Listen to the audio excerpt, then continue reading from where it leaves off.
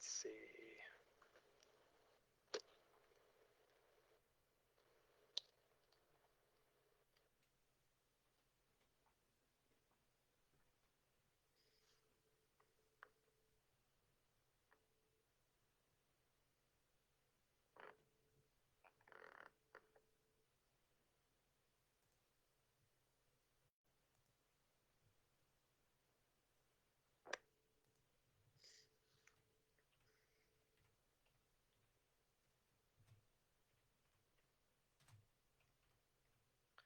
How's everybody this evening? This is Raj. On the right side of the dirt, Raj. On the right side of the dirt. Okay, that's okay. All right. Okay. I mean, that doesn't mean much. The dirt might be frozen. You might have to be waiting on hold until like May for thaw. But I had a trustee once say, "Every day above ground."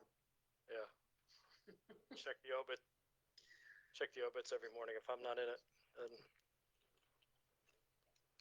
that's really a lot harder these days because then you have to go online. You know, there's not just like waking up, grabbing the paper.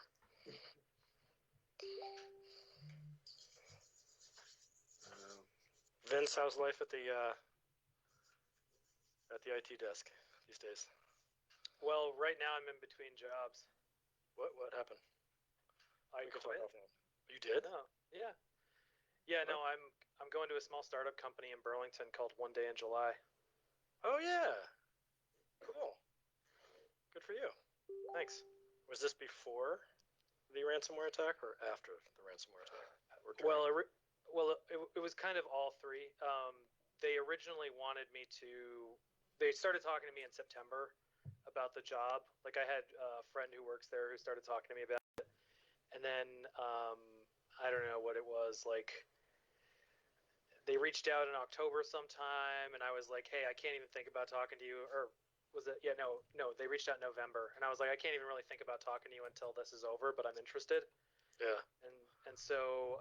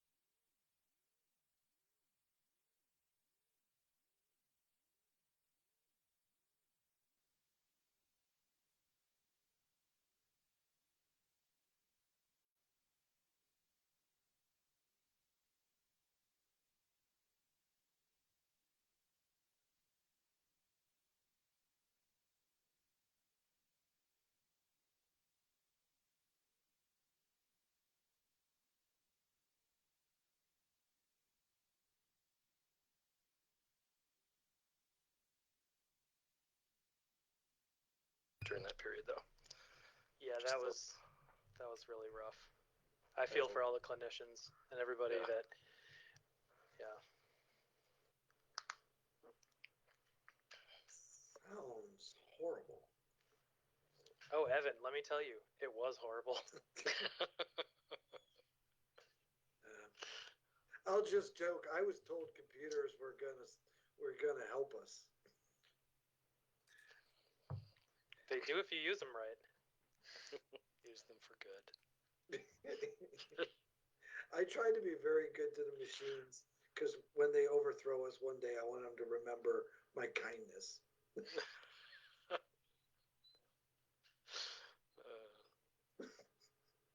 Just gonna leave it. Remember, I just smashed enter 3 times, not 10 times, just 3 times. Control Alt Delete.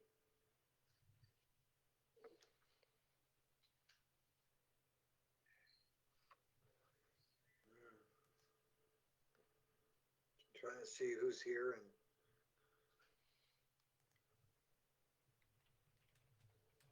Hi, everybody. I think we're just waiting for Pat on the select board side.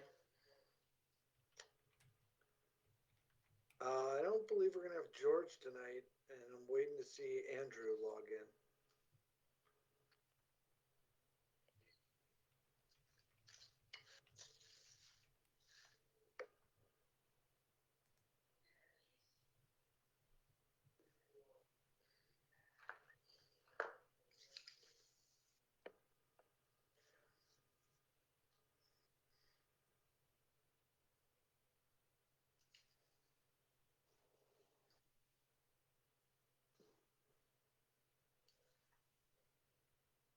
And there's Andrew.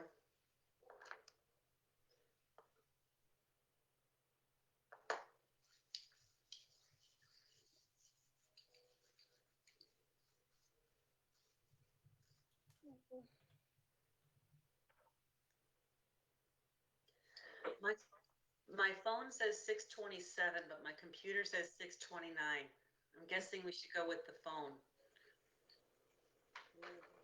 I'd agree with 6:27.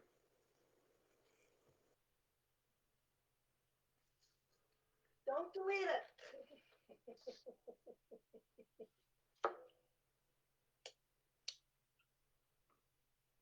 Raj, are you going back to the goatee?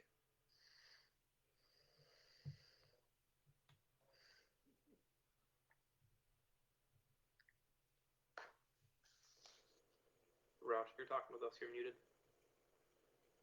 I forgot it was winter skiing, but now, of course, there's masking, so it's very confusing. The right way to go is not clear yet. Also, it's not cold yet. It's just not cold. Okay. Now you're throwing me for a loop. Got my fourth daughter-issued crew cut though. You're killing our economy. That's true. Yeah.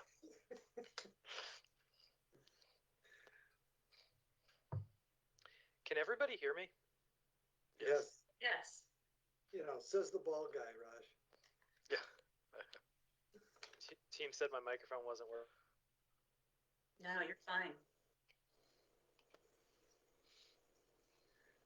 Vince, if you try again, I thought I was getting a little bit of a delay from when your voice moved to when the sound came out. When my voice moved to when the sound came out? It's a new thing we're working on. Some new Zoom technology. Oh, wait, this Glad to is see the Teams. kittens are in good health, Dawn. One just jump over your head. Yeah, I was trying to hope they'd sleep through this meeting. I fed them early, but it's not gonna work. How many do you are they young kittens? Yes, I've had them since their mom was killed when they were 3 days old, so they are now 8 weeks old. Oh, good lord. How many? 2. Do not tell my kids whatever you do. I won't. Okay, Seems like- Andrew, I have 6:30. Are you ready to roll? Let's do this. Okay. Oh, there you are. Okay.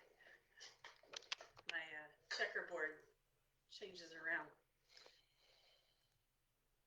Okay. It is 6:30, so I will call the December 28th, 2020 Town of Essex Select Board meeting to order. And I will call the December 28th Village of Essex Junction Board of Trustees meeting to order. Andrew, do you or your trustees have any amendments to the agenda? Because we have one to make. Trustees? No, sir. Nothing from us. Staff has one. Yeah, I was about to say, go ahead, Greg. Yeah, we're going to pull the items off about the traffic ordinance. Sounded like there was still a little bit of trying to get some more clarity to the boards just in terms of the process and managing that going forward. So we will work on getting better information to you, and you should see that in the near future. But we can pull it off for tonight. So Greg, does that mean items 5C, D, and E are being removed from the agenda? Correct. Okay. Just making a note of that. So I would like to make a suggestion just to be accommodating to people's schedules. We have item 5F, which is a select board only topic scheduled to happen before a joint executive session. And in the interest of everyone's evening, I'd like to suggest that we do the executive session and then move item F after the executive session so that the trustees can leave the meeting should they wish to, because there's no additional business for them after that item. Would that be acceptable to the select board? Yes. Yeah, I Okay. have no problem with it. Okay. All right, so we're gonna move item 5F. We're gonna swap items 5F and 5G. And I also want to call attention to the motion for the executive session asks Sorry, for. can I make a comment on that, the proposed change? Is it Absolutely, Andy, thank you. becoming, it's kind of inconvenient for any public that would want to be involved in the discussion about Australian ballot? Because it's unclear to me how long our executive session is going to go. I mean, it could be a long one, I don't know. That's why I'm suggesting it, but we need to vote on that change. So if that's something that board members would prefer we didn't do, then you should vote accordingly. Okay.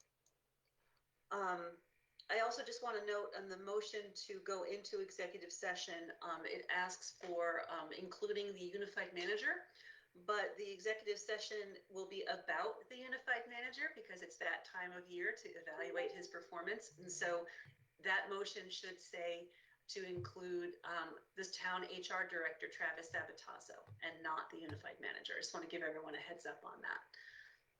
So we are, no further amendments, Greg or Evan? Not from staff, no. Thank you. So we're removing items C, D, and E. Why don't we vote on that? And then it sounds like there may be a question on the other change. So we should perhaps vote second accordingly on that.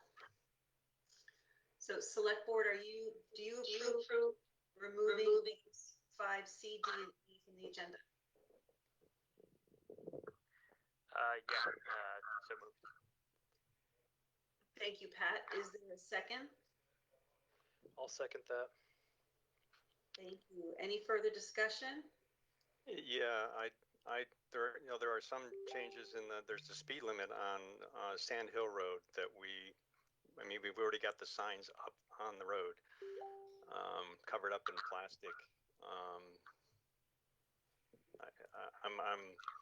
We've already delayed this a month. I'm concerned about the fact that we've got those signs out. We got kids walking to school in that area of the town, but we're not addressing we could change that speed limit tonight, right? But we're not doing it because of confusion, I guess, about what we're doing. I just am concerned that we're not moving forward, at least that change. I think part of the reason for the delay, Andy, is I understand what you're saying. Yes, I'm not sure if we should be just waiting until the next meeting. Greg, is there a timeline for what we're talking about for the reason why we're pulling these off? We just want to be able to better explain to the boards how to handle the village ordinances within the town ordinances and how the police would handle that and adjust to that with any changes going forward. The next joint meeting is not until the end of January. So, Just trying to think of timelines here. Sorry, I cut somebody off. oh no. So because this is a town only issue, does it make sense to lump it in with this change, or should we just vote on this tonight, like add another agenda item? I guess we could. I'm asking because I'm ignorant of the process. And No, I really and wanna know. I'm thinking aloud.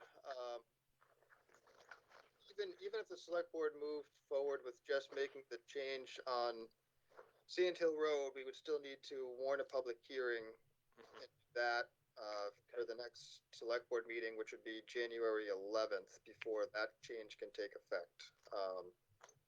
So that is an option. Yeah, that would work if you wanted to do that. Just the Sand Hill speed limit. Otherwise, we can bring the whole thing back and towards the end of January. Raj, I see you have your hand up. Yeah, I was just curious, from a trustee point of view, or I just want to be clear, are you just talking about addressing Sand Hill only, or you're just going to go ahead with what's in your proposed revised ordinances and pass them tonight? Because that would seem to impact what we're delaying for. Yeah. Um, From my understanding, it would be Sand Hill only. That's what I was asking about. And Andy, is that what you were specific to? Just that particular aspect? Well, that's the, that's, if we wait till the end of January and then we make it coincide with the implementation of the village ordinances, which would be 60 days later, it'll be the end of March, and winter's almost over. I mean, we're not plowing those sidewalks. Kids are walking to school. We're putting the speed limit in because of kids walking to school in that neighborhood now. I don't want to wait. So yes, it's just that speed limit. It's the only thing I'm concerned about really right now. Okay, so we're still going to be removing items 5C, D, and E from tonight's agenda, but Greg will bring back the change of the Sand Hill Road speed limit to our January 11th meeting. Would that be But then we'll have to warn a public hearing for it. understood? And I realize that that is a delay that we would rather not do, but I think that would be preferable than to picking and choosing what to approve tonight and rather just do the one. Greg? No, I'm trying to think on the fly here. And without, I don't mean to contradict you, Elaine. It is, I think, possible to just look at the Sand Hill Road item tonight, that portion of the ordinance, if you wanted to, and pass that, and then warn it for the public hearing. But again, this is on the fly, so if you're more comfortable waiting until January 11th, that totally makes sense too. If you think there's a way to just approve what, we would only be approving a portion of what was already warned. So it's not like we would have to go back and rewarn or anything. So if that's the board's desire, we can certainly do that speed limit change. Would that be, okay, I'm seeing nodding heads. Andy, your camera is frozen, so I can't see. Yeah, I know. I have to apologize for that. My device here seems to be dying slowly. Let's see if I can resuscitate it.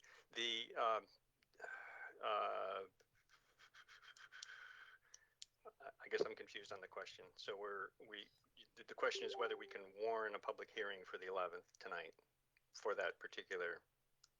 Well, Greg has provided us his opinion that it appears we could go ahead and just approve that one aspect of the ordinance regarding the Sand Hill Road speed limit tonight.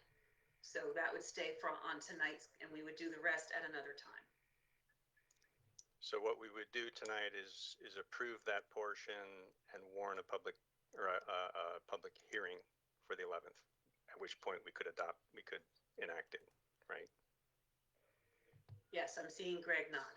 Yep. Okay. Yes. Because it's on the agenda tonight to discuss and pass the ordinances, I think you can discuss them and then decide to pass just that Sand Hill section and authorize staff to warn the public hearing for the 11th. Okay, then I'm going to have to ask Pat and Vince to withdraw their motion to amend the agenda to remove items 5C, D, and E, and instead we are just going to remove item 5D. Withdrawn. Thank you. You know, just Withdrawn. thanks. Okay, and how about you both just make the same, a different motion, and we'll go with your moving. And then motion with changes as suggested by staff, in this case, Greg. Okay. I will re-second that. Any further discussion? All those in favor of that portion of the agenda being amended, please say aye. Aye. Aye. Opposed? Okay, thank you for everyone's patience while we muddled through that parliamentary procedure. And the other one was moving, swapping items F and G to do the evaluation of a public official before the select board business regarding Australian ballot. Would anyone like to move that? I'll move that change. So moved. Thank you, Vince. Is there a second? Yeah, I will second as well. Thank you, Pat. Further discussion?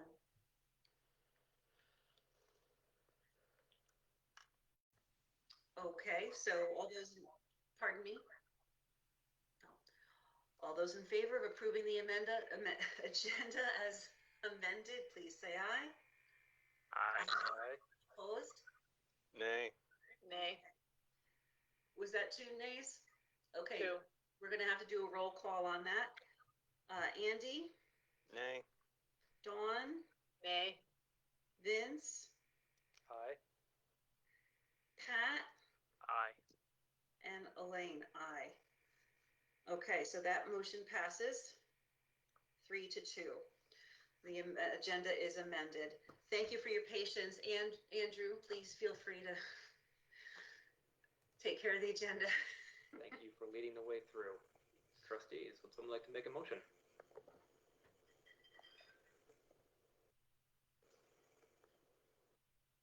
For removing 5D and swapping 5F with 5G?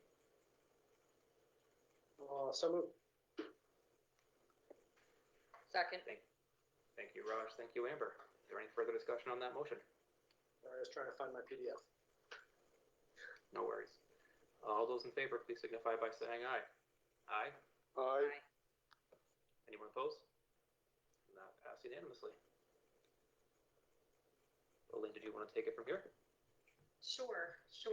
So now we're on to item 4, public to be heard. This is for the audience to communicate with the board on items that are not on the agenda. If you wish to speak to either board, please indicate by raising your hand or indicating in the chat that you'd like to speak.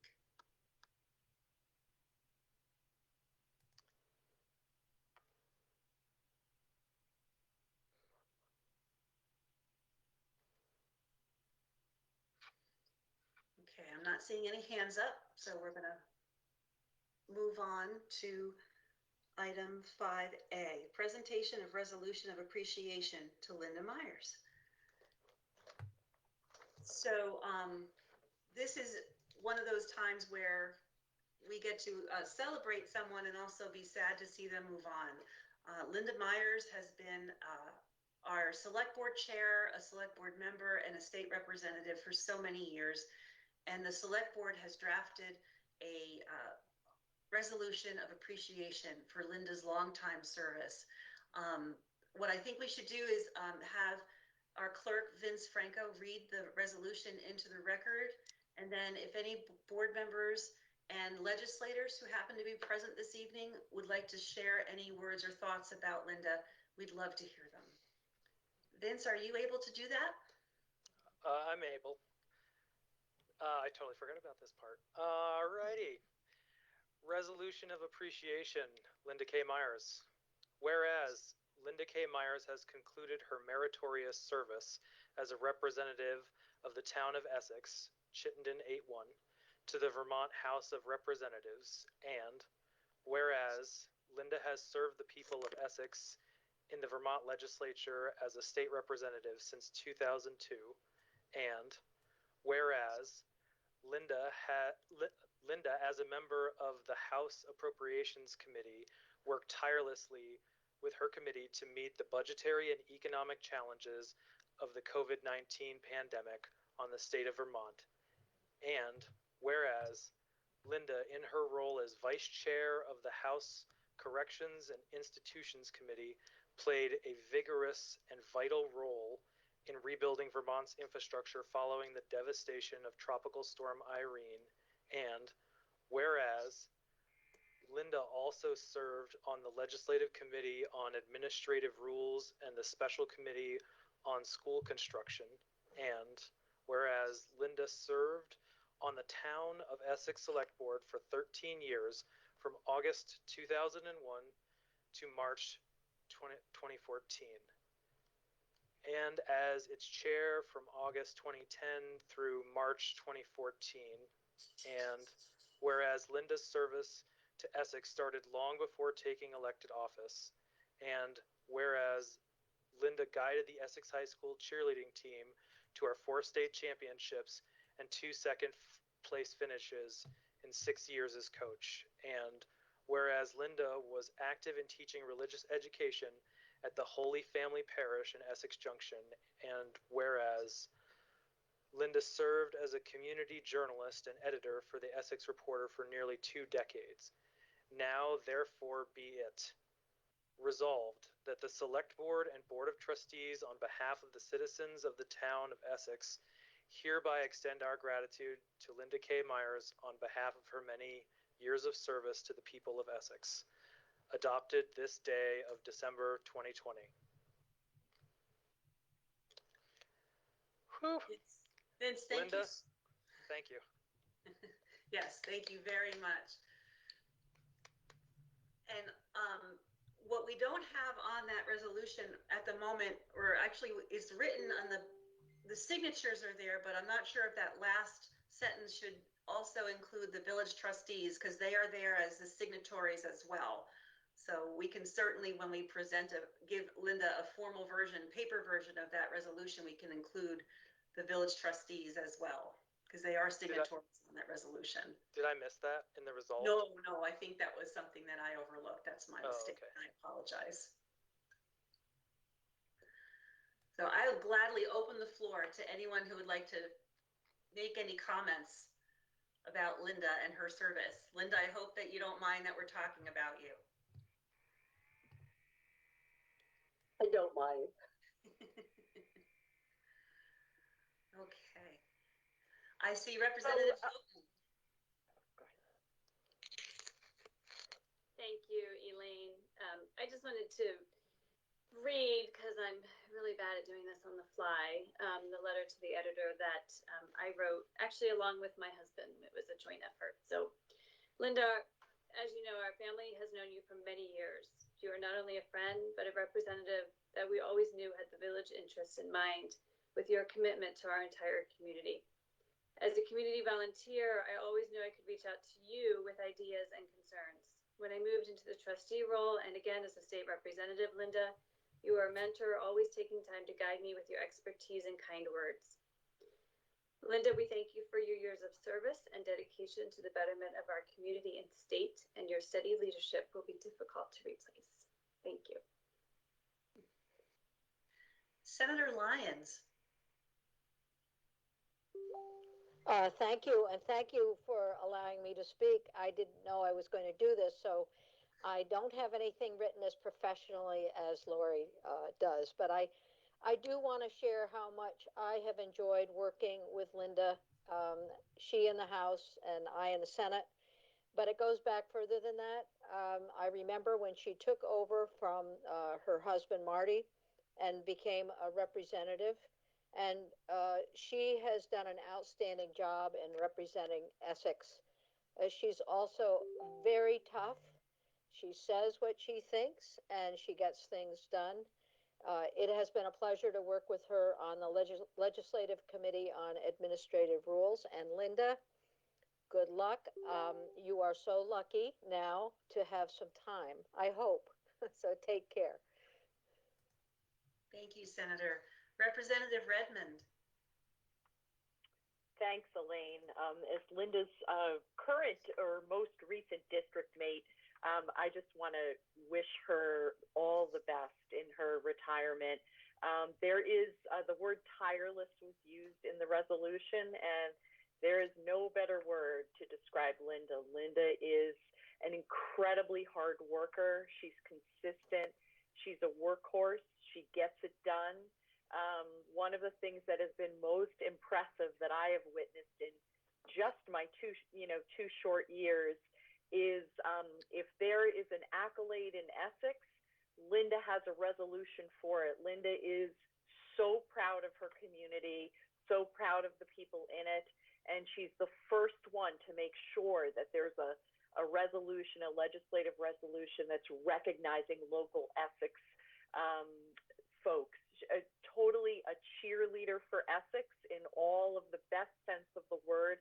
And we're going to miss her in the House and wish her much rest, relaxation after an incredible year of serving on appropriations during a pandemic. So we appreciate her tireless work, and truly she has worked and served our community with tremendous distinction, and we have much to be proud of. Thank you. Thank you. Senator Rahm.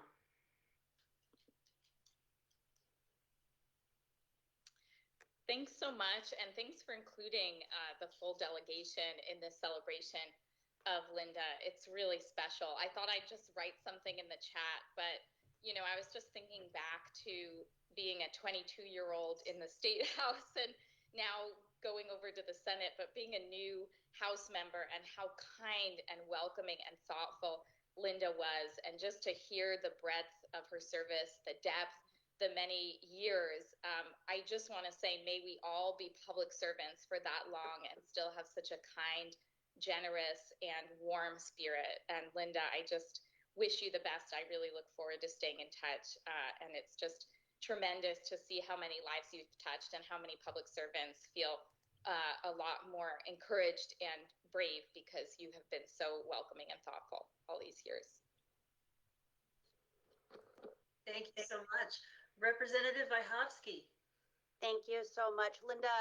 I really just want to say thank you for all of the work that you have done for our community, having grown up in this community and watched that Essex cheerleading team win those championships under your coaching, and watching the work that you do to make sure that every person in Essex is recognized and celebrated. I've got big shoes to fill, and I hope that I can reach out for your expertise, not too much, but really let you relax, but also learn from you as I move into this role. And I thank you for your service to our community. Thank you. Are there any other members of our delegation who wish to speak? Okay. Linda, would you like to say a few words? I guess I would like to say a few words. Thank you very much. I just want to say thank you to everyone for their comments today. Thank you for the resolution from the select board and the trustees. It warms my heart to hear what you have to say and what you think of me after all these years. Sometimes when you're around for a long time, people seem to fade a little bit, but thank you so much for that. I find it's interesting that listening to the select board, what you were doing ahead of time, I'm going, should I think about the select board again? But no. And so, not to take too much time up from today, but thank you so much. Your thoughts are appreciated by me, by my daughter who's listening in. And I just say thank you again. I hope to see you all around town, maybe at a meeting once we actually can get back to meetings.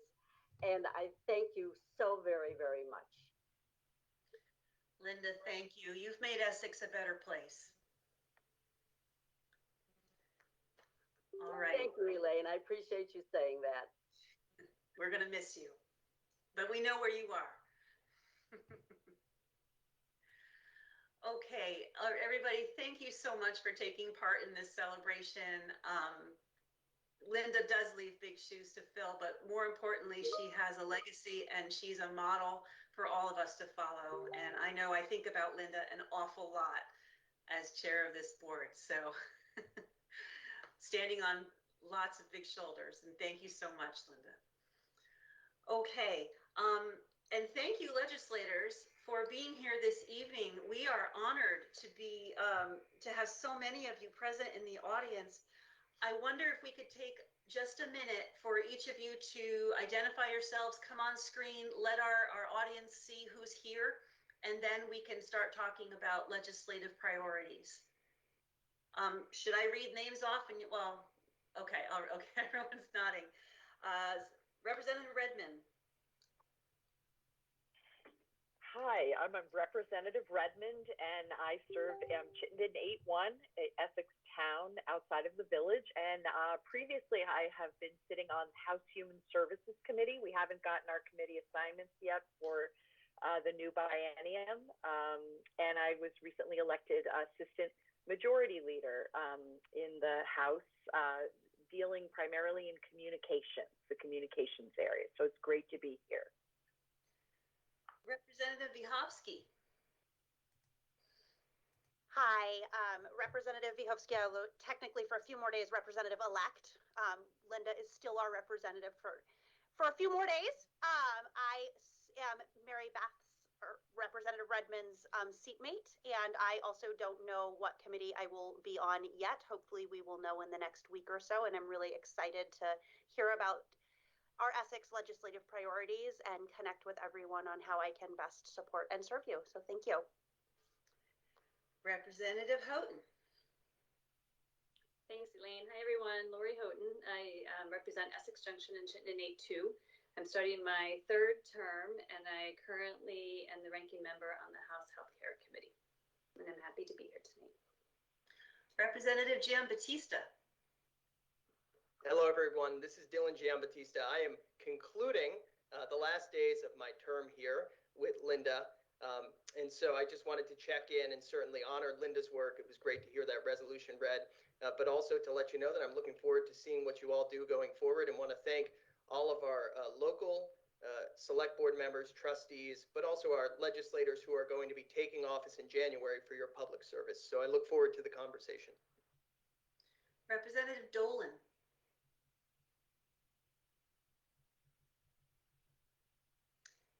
I thought I saw Karen here, but perhaps she must have dropped off. No, she's here. I'm not sure if she can get her sound to work.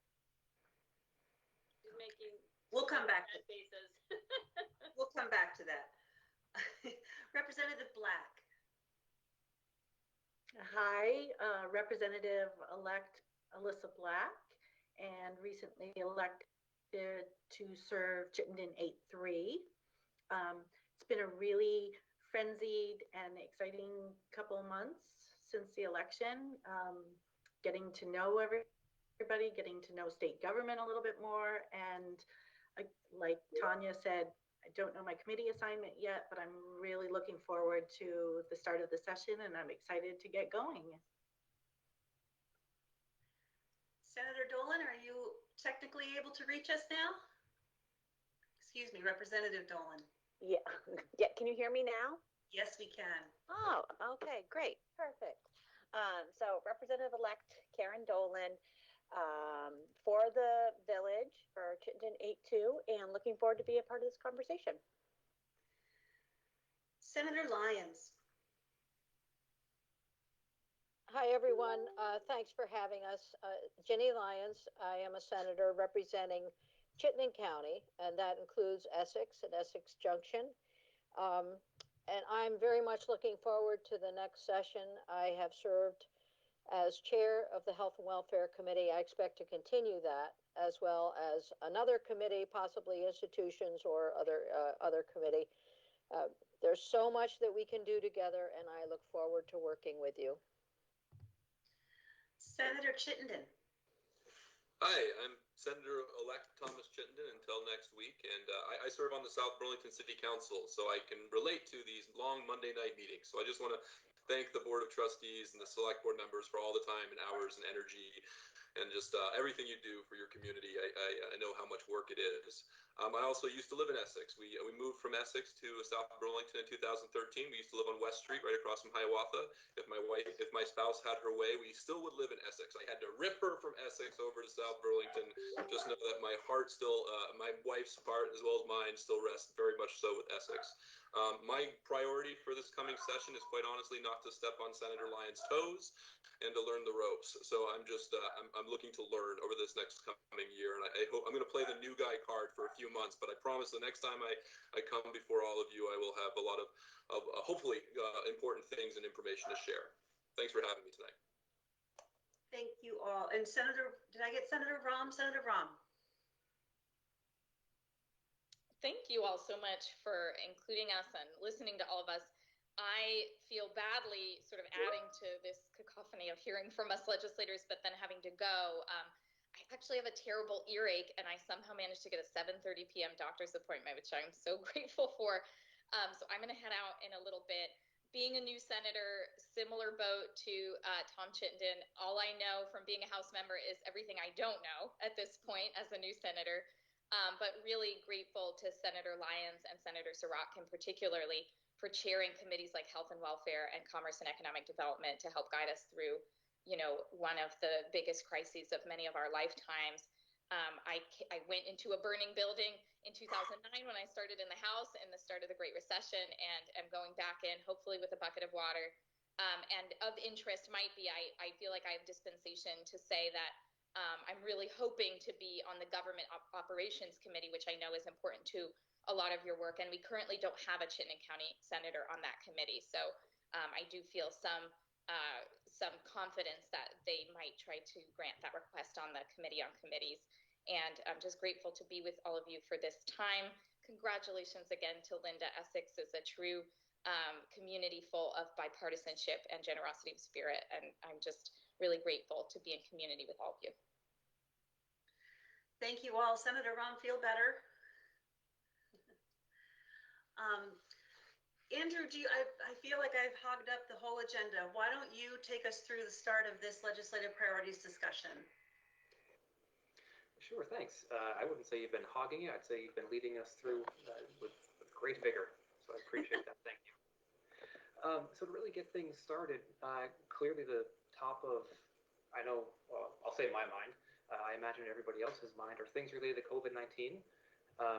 We know that here in Essex Junction and in the town that you all have granted us some changes of rules, which we've taken advantage of, and so thank you for that.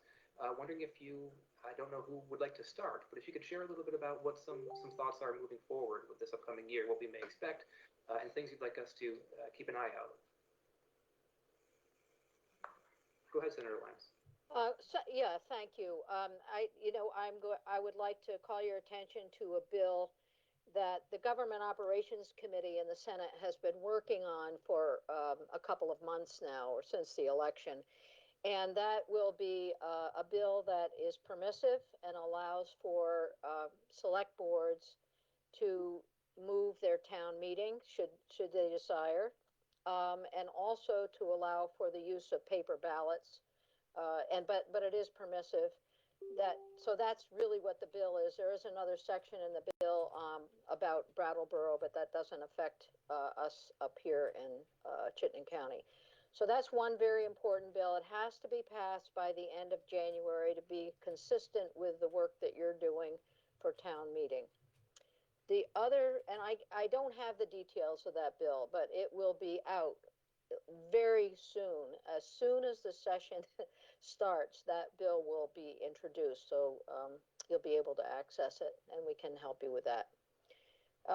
The other issue, I think, I know you have a lot of issues, and there's just one that I want to bring up at this point, and that is related to the increased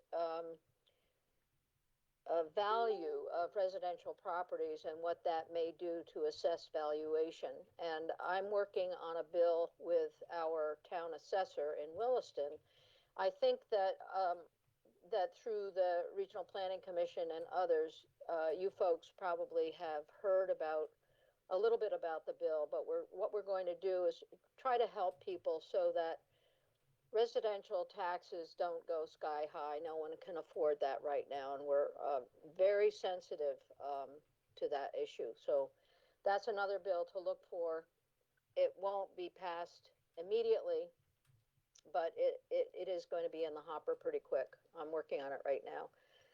So there are other things too, and I'll just listen as we go along so that you can inform us about what your priorities are, because that would be very helpful.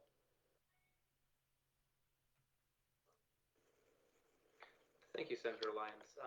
If you don't mind, for those in the audience, though, I know I've seen a few things about the common level of appraisal.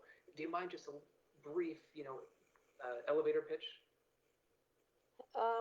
Elevator pitch is this: as we've seen people coming from out of state and buying up residential properties, the price of those residential properties has been, the selling price has been very high, which means that if you're going to be looking at your own appraisal as compared with those, your appraisal may go up. And when that happens, then your assessed value, of course, is going up. And then your taxable property, your tax rate, your tax goes up.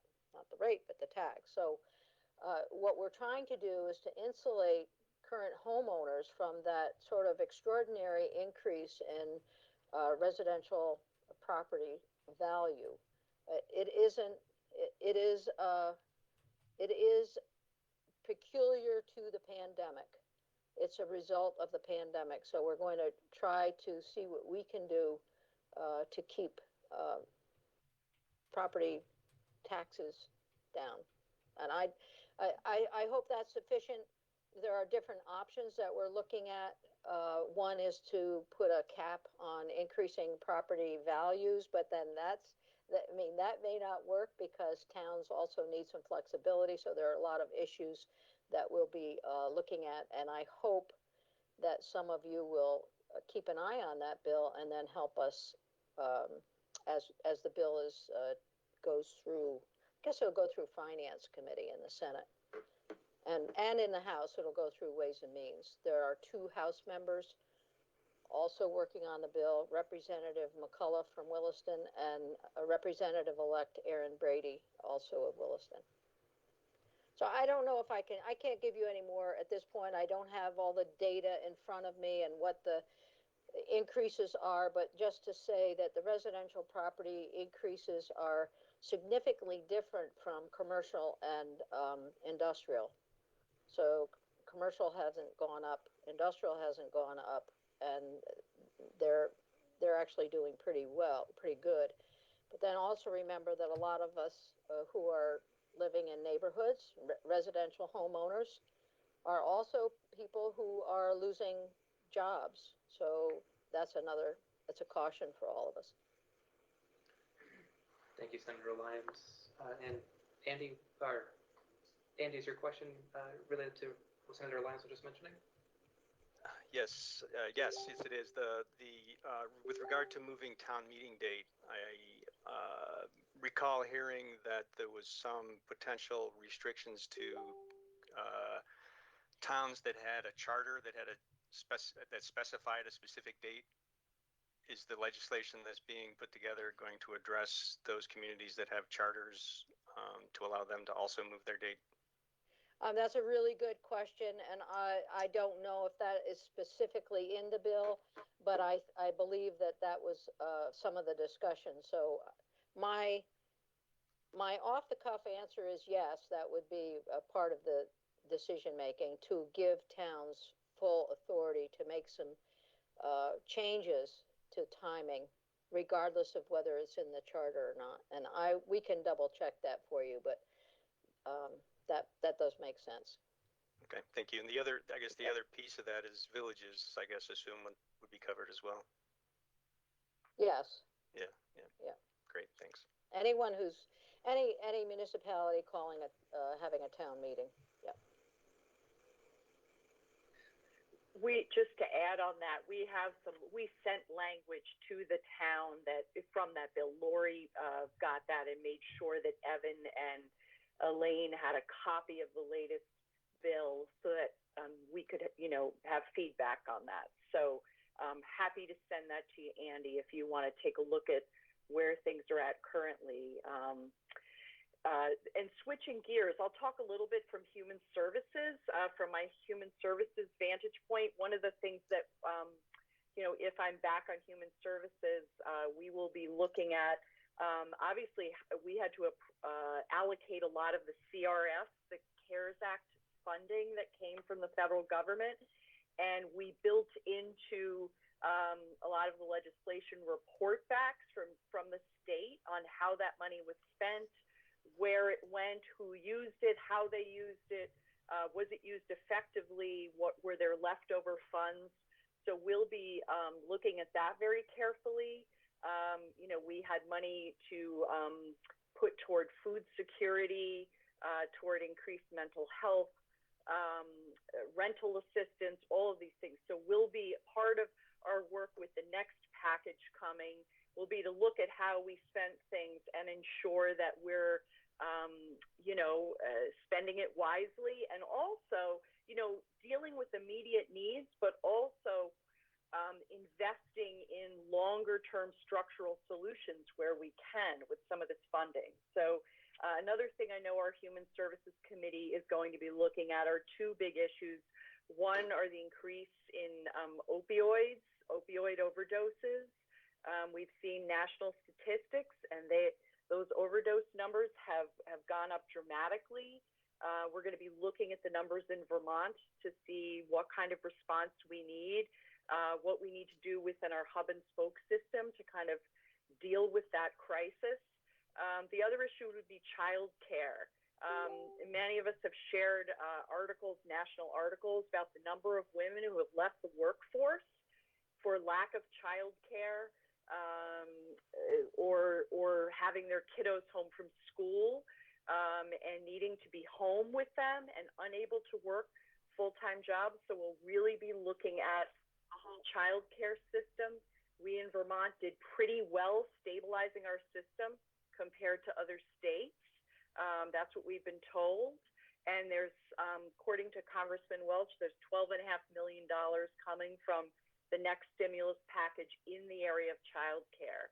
So we'll be looking at how to really shore that system up, how to pay workers who are doing the child care providing better wages, because they're very underpaid right now. So those are just a few of the things in the human service area that we're going to be doing. And I would say that we would love to hear what your priorities are. I mean, we can talk all night about what we're doing and what we're focused on, but we really want to hear what you want us to be watching out for as well. So thanks. Thank you, Representative Redmond. Representative Houghton.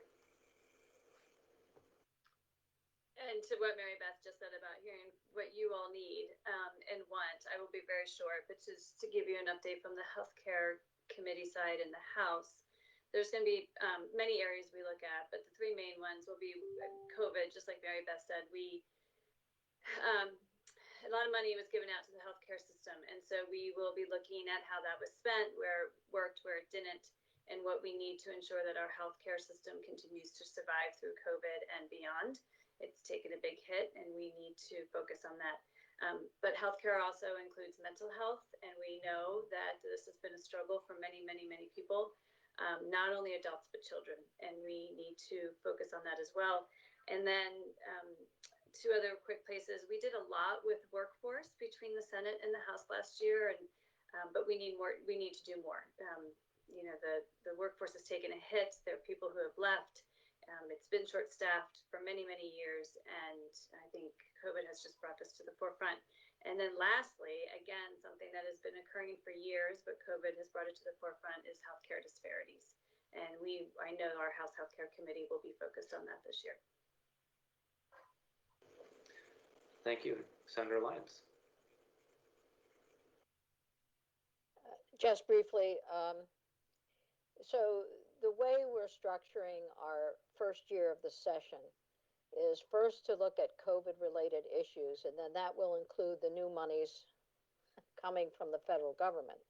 And so we will be going through the whole allocation process again, maybe reallocation. So just as others have said, all the areas of human services and healthcare. So whether it's telemedicine or independent providers or clinics or whomever need support, that will be part of our work.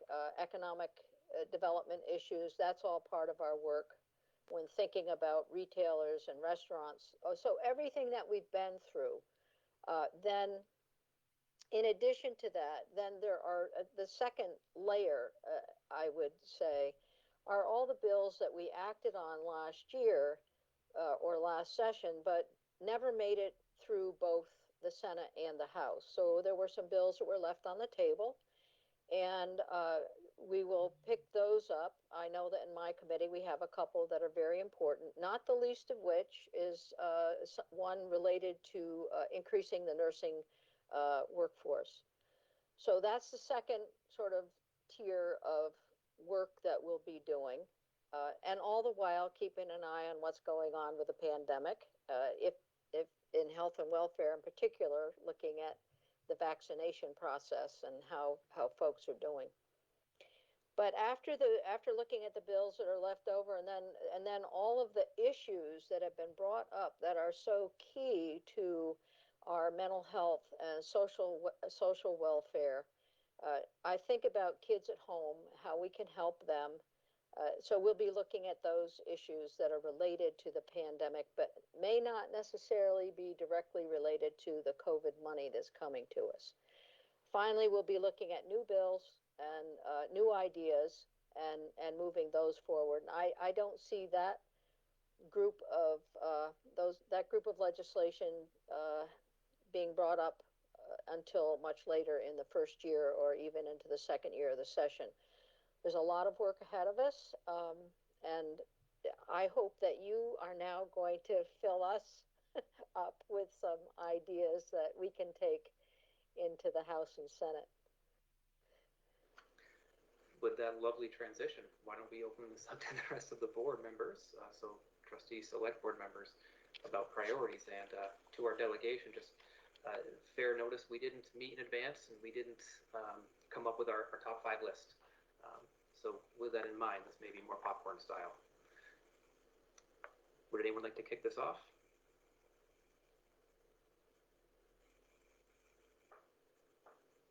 Patrick Murray.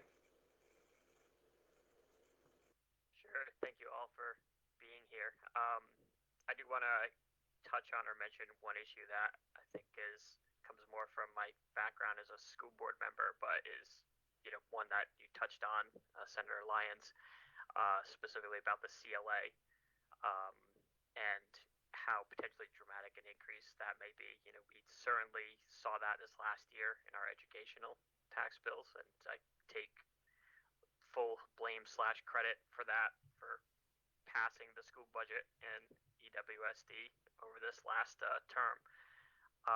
But in addition, there was a pending weighting study that I'm not sure what the status on that is, and that might be something that Representative Giambattista might be able to clear up, because I believe it kind of got put on hold for a bit, but I'm not sure where that's coming from, because it contains some really important changes that I think need to get made. But in particular, Essex, I think from the first numbers that we saw out of it, was seeing a dramatic increase. That on top of a CLA change of any significant size would be, sort of 2 hits in one that, frankly, I'm not sure our community would necessarily support in terms of whether or not they're going to pass a school budget going forward. So I don't know if anyone is familiar with that or can give sort of an update on that. I'm only mentioning it because, again, it's sort of a 2-punch, as it were, related to, I would say, off of we usually use the $200,000 to $80,000 home. It would be hundreds of dollars per year tax increase just in educational alone between those two, over the course of 1 year. So I guess if anyone could talk about that, or, if anyone does have eyes on it, I'd love an update. Yeah, I'm happy to respond if you'd like, Patrick, since you mentioned my name. And thank you for your service on the school boards. I think there's in the Chittenden delegation and Essex delegation of the Senate and the House, there is some familiarity with this concept of adjusting the weights, which are used for calculating tax rates for the purposes of counting pupils. Within our education system, we have a funding formula that applies different weights for different categories of learners.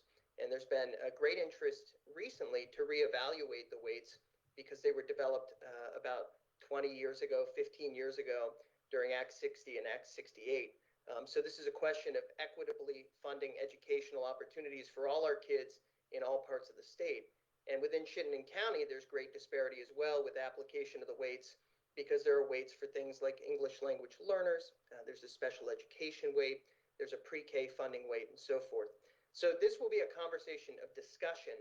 What I have learned about it during my 4 years on the Education Committee in the House and in talking with our local school board and officials around the state is that the complication level of making a weighting change broadly and quickly would actually probably be difficult to impossible. That said, I think that there will be great interest in evaluating how we do education funding, as there always is, and weights will probably be a topic of discussion. But I think that the note of caution that our school board has provided will be well taken. And additionally, there is an understanding that with some of the pressures forming within the education fund and the pressures that school boards and school officials and our teachers have had to absorb, that making major changes during a pandemic, it's something that people will want to move with great caution with. So I assume our senators and senators-elect will share that with Senator Baruth, who's the chair of the Senate Education Committee, and I will certainly pass along that feedback in my conversations with the House Education Committee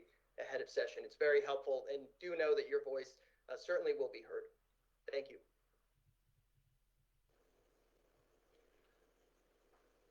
Thank you. Andy. Yeah, I'm going to wrap maybe a couple of issues into this question. I know there was a bill that was passed by the Senate last year about self-rule, the pilot program there. I'd like to see if there's any comments on that. Along with that, we also have a charter change, a citizen-initiated charter change that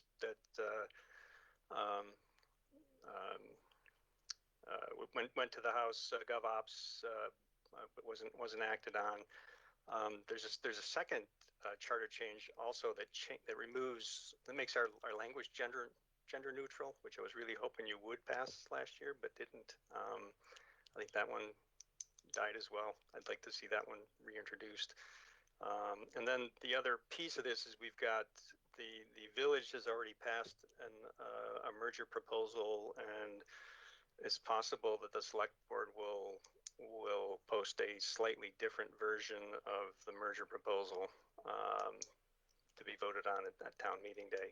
So I guess I'm looking for comments wrapped around that whole ugly mess.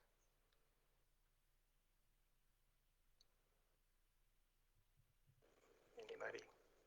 My camera's frozen. I don't mind commenting about the whole ugly mess, as you say, but I think the first thing you mentioned was the self-rule bill. In other words, there was a pilot program for a certain number of municipalities to be able to govern sort of the taking away the whole concept of state control, and then very specifically there were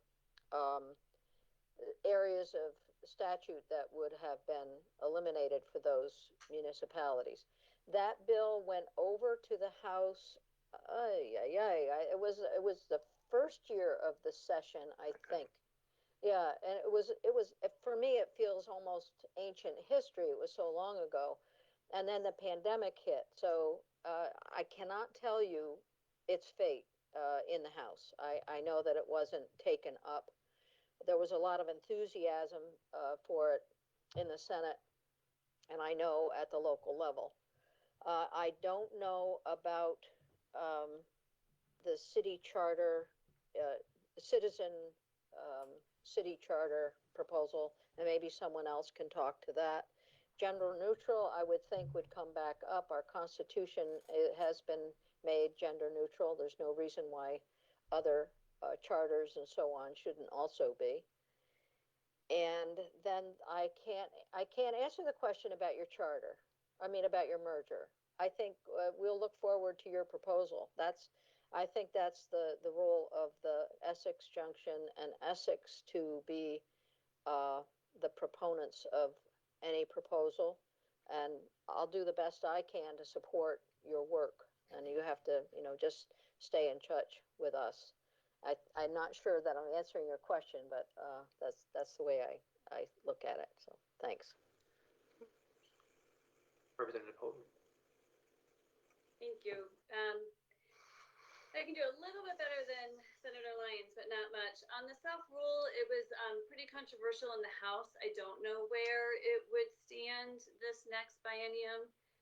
I will do some research and find out if anyone is reintroducing it and where that will go. So I will get back to you on that. The citizen-led 3-3 charter change, I know Mary Beth has announced that she is working on a draft for that to be reintroduced. Obviously, it hit everything hit COVID timeframe, and a lot was left on the floor, unfortunately. And that was one of them. So I know she's reintroducing that. And then as for the gender neutral legislation, I think that was Linda who might have introduced that. I don't remember. So I will get back on that and find out. As a delegation, we have not talked about it, so maybe someone else, some of the other Essex Junction reps have already introduced it, but if not, we'll make sure we work on that. And then in regards to the merger, I mean, really, at this point, we have to wait for the vote. So the village did vote. When the town votes, depending on that vote, what will happen is both of those votes will be sent to the Secretary of State with all the necessary documentation and processes that were followed. That will then get sent down to the State House, and we as a delegation will work on a bill to be introduced, and it will go obviously through the normal process. We're all advocating, for House Government Ops to understand that the merger vote is coming, and so be prepared, and we would anticipate that it would be heard, but we can't guarantee anything. I don't know if anyone else wants to add anything. Mary Beth? Yeah, sure. I have definitely put in a bill for the 3+3, and Legislative Council is busy drafting. They've gotten over 500 requests for bills, so it's in the pecking. I don't know where it is in the pecking order, but they've been really good about getting it back to us as soon as it's ready for our review. So that request was made, several months ago. So I was early in the queue to get that in. So that should be coming back very soon. And then, as Lori said, we are absolutely going to be advocating for once the vote happens for the documentation that comes from the Secretary of State to be taken up by GovOps this session. We will do whatever we can to make that point. We're going to be meeting with the speaker shortly with our whole delegation to really make that point and get a commitment from the speaker to have it taken up. There are so many factors outside of our control. It's not our decision to make, but we can advocate hard for it, and we will. So the leadership team, I think one important thing to say is that the leadership team, except for one member, it's a totally reconfigured group of people. So there's a lot of change. We have 30 new members in the House. We have a whole new leadership team, a new speaker. So there's a lot of shifting and changing, and people, getting into new roles and new relationships and meetings and all of that. So it's a lot of change happening, and people getting up to speed quickly. So as soon as Lori and I were talking about, as soon as this meeting happens, we will be reaching out to the speaker to find out when we can, hopefully get a priority to have this heard during the first year. That's the goal. That's what we're aiming for. So hopefully that adds a little bit of clarification, and we'll have our new delegation members to assist us, which is great. So we'll have a nice, strong delegation really pushing together for this to be taken up. And I think what you're hearing from Mary Beth and others is that charter changes traditionally start in the House. So once they are taken up in the House and passed, then they come to the Senate. So if that can happen this year, that would be excellent. But given the pandemic and how when voting takes place in towns, it may not. I don't know whether it will or not. Mary Beth, you're going to have to be the one to sort that out. Representative-elect. Yeah, I think I think the other thing to add is that one of the things that we've learned through 3 or 4 months of doing the legislative session on Zoom is that everything takes a lot longer than it normally does when we're in the building. So that's been a really interesting thing that we've had to deal with, is that it slows down the process a bit. So as Senator Lyons mentioned earlier, there were all of these bills that we were prepared to take action on, and they all kind of had to be put on the side in order to really deal with COVID and the allocation. And the allocation of $1.25 billion, which is a huge amount of money to come to Vermont to figure out where it needs to go. And so the time that it took among all the committees over Zoom to do that, I can't really underestimate what a heavy lift that was. So at any rate, that just gives you a little more context for understanding. Thank you for that. That is important, especially as we, here in the village, we're dealing with a general fund of $3.5 million. Kind of little chump change compared to the rest of the state. So we appreciate all the hard effort in doing so quickly, might I add. We appreciate that. So Representative-elect Dolan. Yes, just want to echo, I really appreciate this conversation because as a new member too, getting up to speed is great. And Andy, I appreciate you bringing up, as Lori said, the gender neutral piece, because that wasn't on my radar screen. So I agree. That's something that I think would be helpful to move forward if it isn't already in the works. And I would also say, just learning about the self-rule piece as well. And so if that is something that is coming up, it would be great to get input from both the trustees and the select board on what are your takes on that. Like for me, I'm like making a note. I need to look this up and try to understand this more. And it would be great to get your perspectives on that as well, especially from hearing from Lori that it was controversial. Like there could be some questions there. So. Thank you. Pat, go right ahead. You're muted. All right, I got it. Thanks. Yeah, I think certainly the self-rule thing that Andy mentioned would be great. I mean, we ran across an issue just last week about raising the fee for dog licenses to cover the cost of mailing. And by charter, we can't do that, it seems, because it's in our charter without a charter change. So, small things like that don't necessarily require, if I'm remembering the exacting language correctly, I may not be, but, again, small things like that we can make changes for that may be in our charter that don't require a charter change, to happen, I think would be great. I had, I think, 2 other sort of maybe general concerns that I wanted to talk about, and I'm not sure how much you guys have this on your radar or not, but maybe something that you can start thinking of, especially if stimulus money starts coming. Anything related to arts and art funding, I think is huge. I'm taking time, with my soapbox here. A large chunk of my friends are in the art community.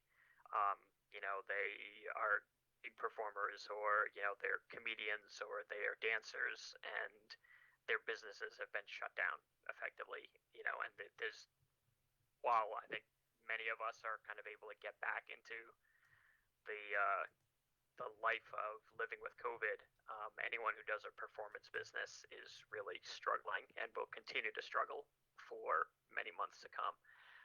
So I'm hoping that it's something that our legislators are able to look at, as far as stimulus money, if you're going to be apportioning that out. I think especially in this area, Chittenden County in particular, I think has a really thriving arts community, and it's been, in particular, I think, really devastatingly hit. A lot of people have had to sort of shelve their dreams or their ideas of being artists and making a living off of that in exchange for just quite simply surviving. So that would be one, and I had one other. I apologize, I'm missing my notes on it. Come back to me. Yeah, I'll raise my hand again if I find it. Chairperson Haney. Thanks, Andrew.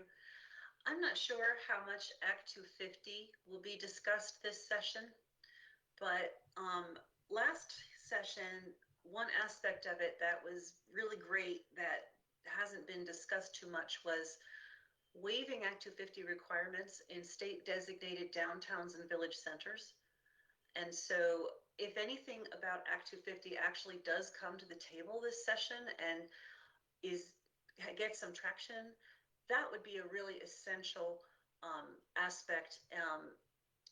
And you could consider it a COVID recovery measure because it's something that would give businesses a way to continue to expand or businesses to move into downtowns without the added expense and the duplication of an Act 250 review, especially in communities like Essex, where we have the capacity and the infrastructure to do the studies and to do the work that smaller towns may not have, but making developers and business people go through a duplicative, almost identical permit process that costs thousands and thousands of dollars is a waste of everyone's time and money. So if that can get moved along, that would be a great thing for our businesses.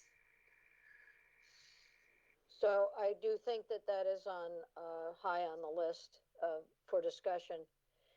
Particularly, when we think about Chittenden County and our Regional Planning Commission and the capacity, as you said, for towns like Essex, as well as other towns to do the environmental assessment, it makes a whole lot of sense. And our downtown program is now pretty mature, so it's not a brand new something. And there's a lot of experience. So yes, I do think that that is on the top of the list of the Act 250 issues that got put aside. One thing I sort of caution you about is, for me, it's not only related to the pandemic. If it's only related to pandemic, then maybe it becomes a temporary something, but this is not temporary. This is something that becomes a part, and I know you know that, becomes part of the decision-making through Act 250.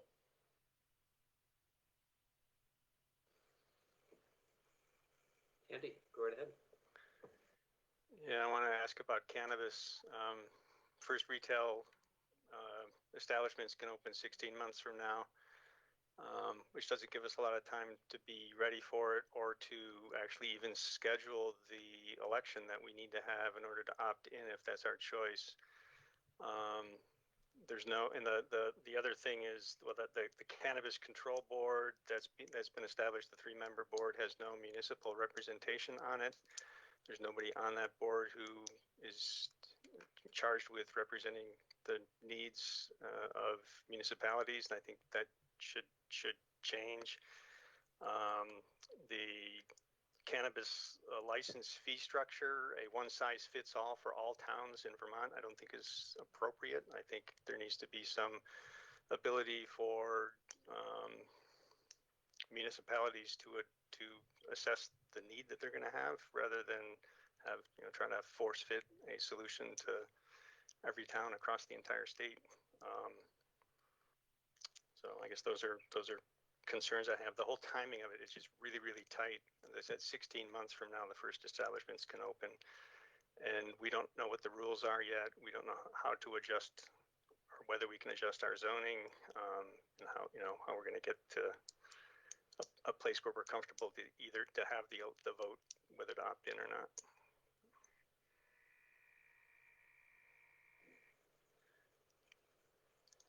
Elaine, is your hand up to respond or expand? Okay, go ahead. Yeah, I just want to emphasize what Andy just said, and also to say that, there is a person on the advisory board to the Cannabis Control Board that represents municipalities.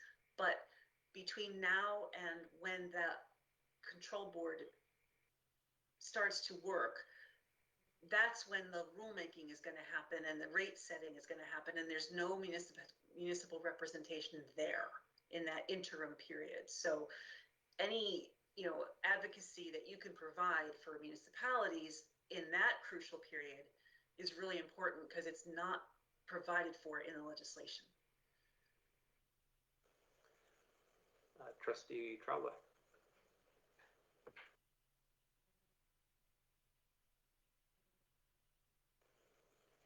Raj, if you're talking, you're on mute. I actually have two buttons to hit, sorry. I just second Andy and Elaine on that, second and third, I suppose. Concerned about the timing and the ability of well, our community in general to look at zoning issues and to figure out what we can and can't do. The village specifically is a walking district for the most part. We're a very dense community. Our schools are going to be proximate to many of the places people may or may not want to locate these establishments. And there is plenty of solid research that shows that that shouldn't happen. So I'm concerned about the timing. I'm concerned about the lack of municipal representation. And I'm a little surprised that it's, after all the years of delay, that it was all of a sudden rushed through the way it sort of reads. And I'm still trying to understand everything on it, so I'm not by any means an expert, but that's a pretty big concern. And that issue's come up in our community before about citing certain establishments. I'm not sure what can be done about it, but it is a little frustrating. So that's something I'm trying to keep an eye on, and be really appreciative for feedback and kind of updates as possible. Understanding the huge list of topics that have already come up this evening that you're all dealing with. Really appreciate all the work. So, yeah, thank you for all your comments. This is really important for us to know. And the bill did come up pretty quickly. There was strong support for it. It was voted on and sent along. I'm very pleased that there's a strong prevention piece in the bill, and what we're trying to make sure that there will be funds available to fund that prevention piece. The municipal piece on the board is your representation is something that we certainly can bring up. It's such a broad set of responsibilities that the board has that it's really, it's huge. As the rules are written, it's really important that your voices are heard. Because you know that there's the public participation, the public hearings for the rules, and an opportunity to weigh in. I know that the Vermont League of Cities and Towns is very much engaged in that. And then finally, there is a study group right now looking at the specific implementation pieces for the cannabis bill. I don't know, I have no idea what the outcome of that group will be. They haven't finalized any report as far as I know. So, but thank you. I really appreciate your comments. I believe it was Patrick, Vince, and then Representative Oden. I did remember my third thing. I'll be quick because I think that some of the hands were in regards to the cannabis bill. Essex recently went through and has done a pretty extensive, in my opinion, racial justice program, getting community leaders together along with community members and be able to provide stipends for those who would otherwise have difficulty making it. I will say, though, that we're very lucky as a community in being able to fund something like that. And I don't think that that's necessarily something that many communities in Vermont could do, but I think that it's important enough as legislators to maybe, if there's any consideration or ability, and no, it kind of feels like I'm talking with my hands out every time I bring something up.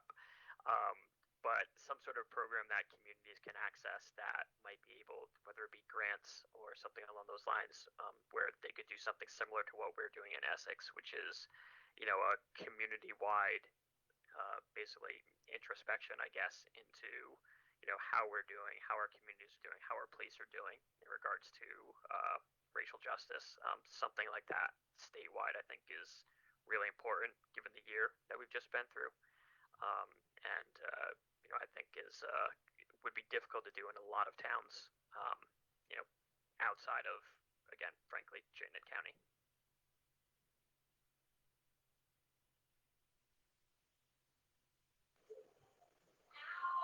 Vince? I I didn't really have any comment, or I didn't really have a question, but I did have a comment. I just wanted to express my appreciation to the Vermont legislature for using 30% of the excise tax on cannabis for substance abuse and misuse programs, or prevention and substance abuse and misuse programs. I've dealt with that in my own family, as I'm sure a lot of other people here have, and I really just wanted to extend my appreciation to all the people that made that happen. Thank you for that. It was not a popular position that we had to take, and we worked very hard. I know there were members of your delegation in the House who worked hard on that, and I did write something to put into on the Senate side. So thank you for recognizing that as an important issue. Representative Houghton. Thanks, Andrew. On the issue of cannabis, I just want to add. I mean, it was a difficult bill to vote on, quite frankly, and the only reason I did vote yes on it was because of the prevention part that everyone's been talking about. I think that's really important. But I just want to say to all your comments, we're hearing the same thing from people in the community. Last year or every year we hold community conversations. In the last year, the cannabis bill came up a lot, and there was a definite mandate that we as the Essex delegation need to stay on top of this and ensure that we're following what's happening, we're following the rules, we're understanding it. I'm glad you brought up the concern about the timing, so that's important to know, and we'll make sure that we do follow this and keep Essex best interest in heart as it goes forward. Thank you for that, and I believe it was Representative-elect Biehowski. Awesome. Thank you so much. It's been so helpful to hear what's important to people. Patrick, in what you have brought up around the racial justice work that needs to be happening in every community, I have been in conversation with the Racial Justice Alliance and a couple of other advocates within that world about what ways we can bring forward those concerns and issues at the state level. And I'm certainly happy to keep this group and the community apprised as to how that unfolds. So that we absolutely can be centering those voices and moving forward in a way that is grounded in justice. And Andy. Good lead into what I was going to bring up related to racial justice and policing. Our Community Justice Center, every year we become more and more concerned about funding for that. It's been flat, level funded for many, many years, and it's a very necessary program. Needs to be,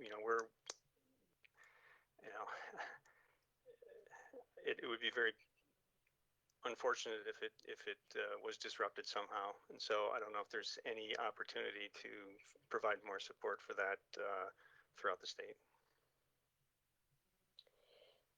Let me just say, I couldn't agree with you more. We talk about these issues all the time, whether it's in health and welfare or in our justice oversight committee work. And as you know, that the pandemic has really exacerbated so many social and healthcare issues. It's identified gaps across the board. So, it will be helpful to have these types of comments as we look at the new funding and try to parse out what the federal guidelines for the use of that funding. It seems to me that in addition to mental health issues, and this very much a part of mental health issues, is building racial equity across our state. So thank you again for your comments. It does bring to mind possibilities for how we might better define the use of some of the monies that are coming into the state. But again, it will completely depend upon what the federal guidelines are, but we get it. The unfortunate thing is that we're in such a difficult economic time right now. It's just robbing Peter to pay Paul every single day. Thank you for that, Senator Lyons. And with that, I actually the one thing I really wanted to make sure to bring up is When the appropriation conversations are happening, the state certainly contracts with various nonprofits and various organizations around the state to do many critical components of our community's needs and of our community's safety net. The times are tough for sure, and my ask is to please not level fund organizations and to please not level fund budgets. What that says is we don't value those services to the degree that we should, and it robs Peter to pay Paul. What it in essence means that these organizations then need to go out and raise additional funds to help meet the needs of the people who work there, who, without those additional funds, then may go without a cost of living adjustment, even though their healthcare costs are rising exponentially. I know that we in Essex, we've passed our municipal budget, and for many years now, and what that also includes is a cost of living adjustment, includes the healthcare cost increases. And I ask that, those of you on the appropriations side, please keep that in mind. Yeah, I have to chime in here. You are singing my song. This is something that I talk about in the Human Services Committee constantly, about the social safety net, community organizations that really are providing that social safety net and are funded every year at the same level. It's really an issue. And yeah, I mean, we have to figure out how we can fund these services with cost of living increases. It's a huge challenge. As Senator Lyons said earlier, we don't have the revenues in order to do that, but we are constantly looking for ways to do that. It's essential. We can't expect nonprofits to continue doing this kind of work if they can't get paid. I mean, this is a very big issue in my own household based on the work that my husband does, because it's a huge challenge working with the state and getting level funded over year after year after year for critical services that you're providing. So I appreciate you bringing it up. It is a bit of a mantra for me in human services, constantly bringing that up. How do we fund these agencies appropriately each year? So thanks for raising that. I'm not sure whose hand came up next, if Representative-elect Biehoski, if yours is new or if that is a holdover. It is a holdover, although I did want to just add here that you're absolutely right. Sometimes we need to make the investments in prevention and in the services that are essential services to actually save us money in the long run. So I think that while COVID is certainly very real and on our minds, it's actually giving us an opportunity to rebuild some of that infrastructure that really actually provides us a better functioning society. So I think that keeping in mind as we move forward with recovery, like Representative Redmond said early on, we need to think both how do we immediately recover, but also how do we build out so that and invest in the future so that we have a more just society. I believe it was then Chairperson Haney, and then Trustee Karen, and Trustee Chawla. Thanks. Just quickly, in a similar vein to making sure that our nonprofits can pay their bills, this is just more of a philosophical request in terms of unfunded mandates. If there's something that the State House needs municipalities to do, please give us the funding to do it. It's been painful in the recent years, so anything you can do to attach funding to these necessary things that you're asking us to do, it's really important.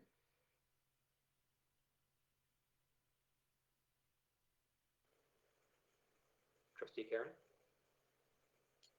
Yes, thank you. My question is, I'm going off the topic right now, but looking at circ alternatives and transportation expenses, I know the budget and COVID's thrown everything out of whack, but especially here in Chittenden County as opposed to other regions of the state, we're really facing some difficulties with traffic and improvements of roadways through this community. I mean, through this county, being the largest county in the state, and certainly sees the lion's share of traffic. So can you just explain if there's any issues, or are we set to move forward with funding for circ alternatives and projects here in Chittenden County? Thank you.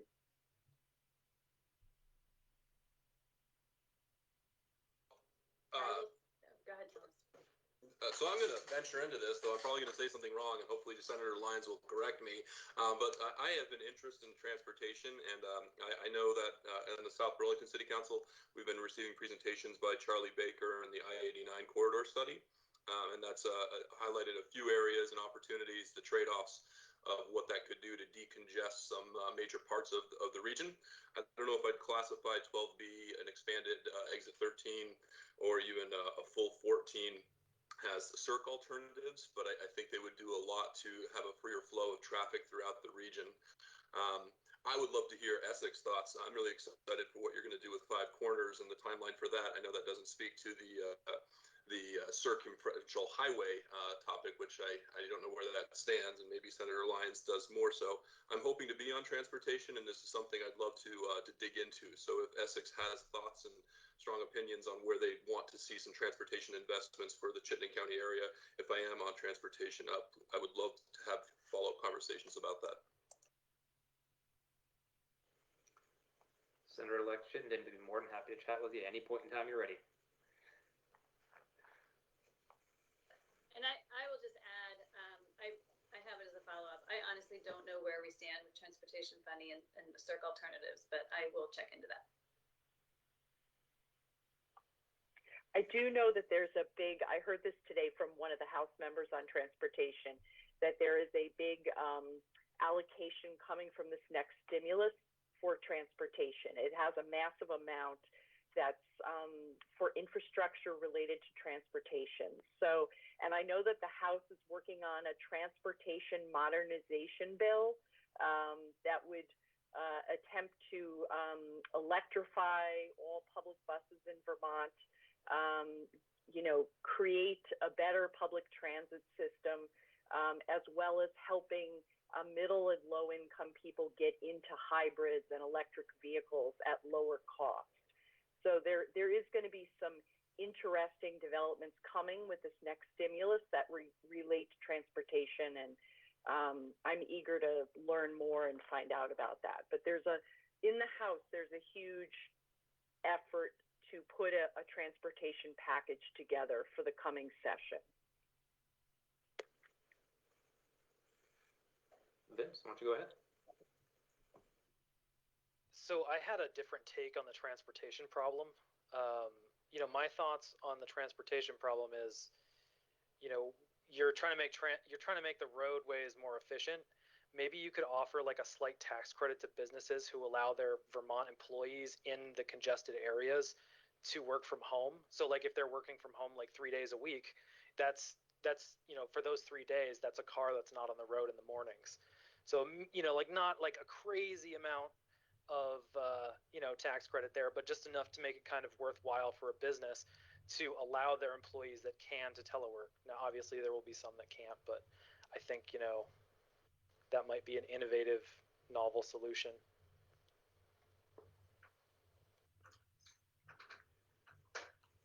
Trustee Chawla. And of course, that would take a major investment in broadband. We'll just leave broadband right there. Sorry. It's the first thing I thought of when Vince said that was a lot of coworkers can barely make it work right now in Chittenden and Grand Isle County, of all places. Just to follow up on both of the transportation and the broadband issue, the information that comes to us from the I-89 corridor study and the work that's being done at the regional planning commissions is significantly important to decisions that are made for funding projects. But remember how many of those projects are also going to be accessing federal funds, and hopefully the new CARES funding will allow for that kind of use. So we won't know till we get there. So Tom, you're going to be on the spot with that one.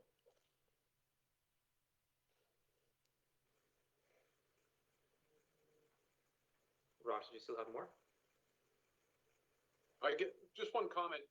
I'm all for electric vehicles and energy efficient vehicles and all this, but that's one aspect of the issue, as far as that more or less addresses climate change and the, the environmental impact. But no matter what, it's vehicles on roads, pedestrians, bicyclists, everything. We need the total picture taken care of here. So that's where we need roads. And I think, Senator Lyons, you might recall back one of the Chittenden Regional Planning annual meetings we had down in Burlington at the Echo Center. We had pictures of I-89 being constructed back in the 60s.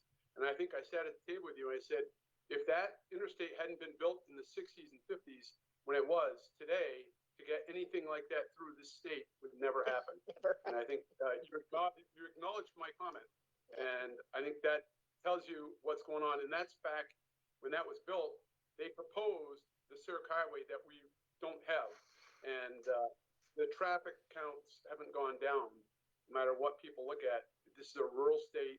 Mass transit is a luxury for maybe a little bit, if you want to call the bus we have Chittenden County mass transit. But compared to a major metropolitan city, it's not. And rural communities, people need their cars, need their transportation. And so that's what I'm concerned about. Andy, floor is yours. Yeah, given that we're legally obligated to meet our carbon emission targets going into the future, I think it's likely that the undertaking will address a lot of these questions, or force the addressing a lot of these questions.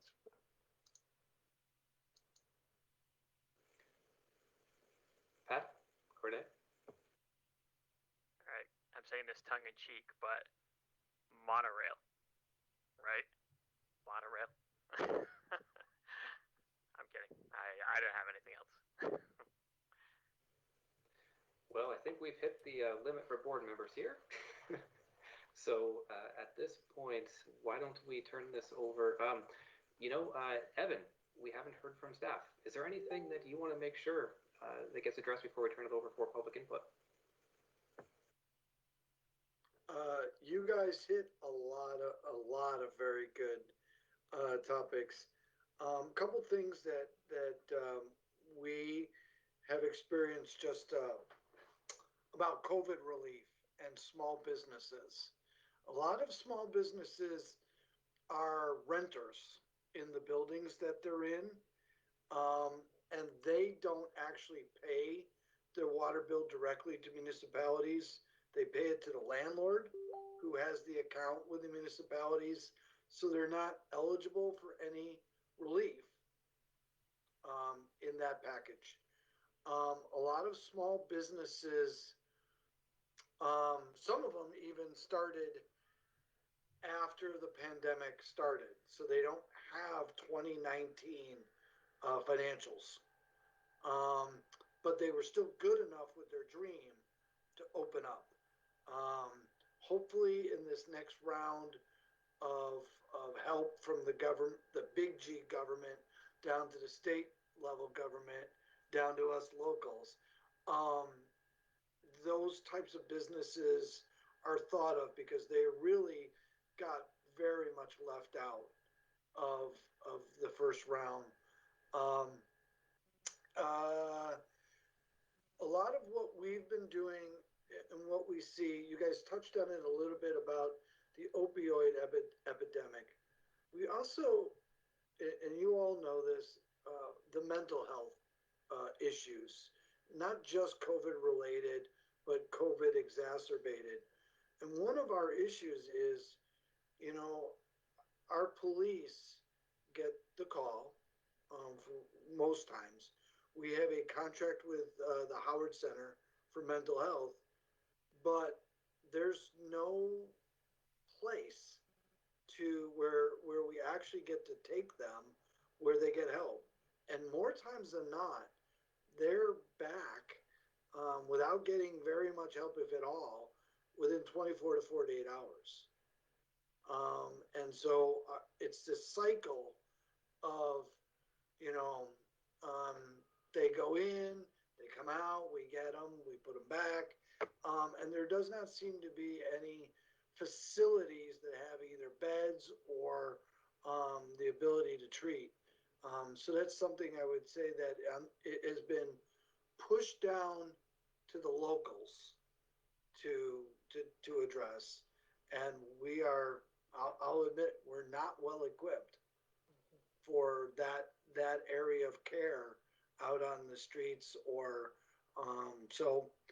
whatever Health and Human Services and other things you guys can look at, that would be very helpful, especially as we work to look at where we spend our money and what kind of results are we getting. So thank you for your comments. You just hit about 20 different really key issues, everything from workforce to case management to employee reimbursement, to step down facilities and step down beds, to the need for a psychiatrist, children's psychiatrist, mental health workers, which I said earlier, and then also, as you know, whatever the municipality can do, but you are not in the business of healthcare, but the hospitals also have been hit hard with this because they've got many of them. I just had another email today from someone who has a relative in the emergency room and has been there for many days looking for a place.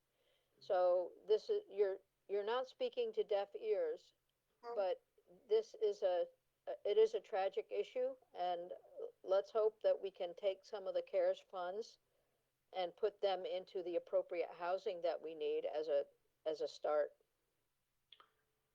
And I will say our relationship with the Howard Mental Center is fantastic.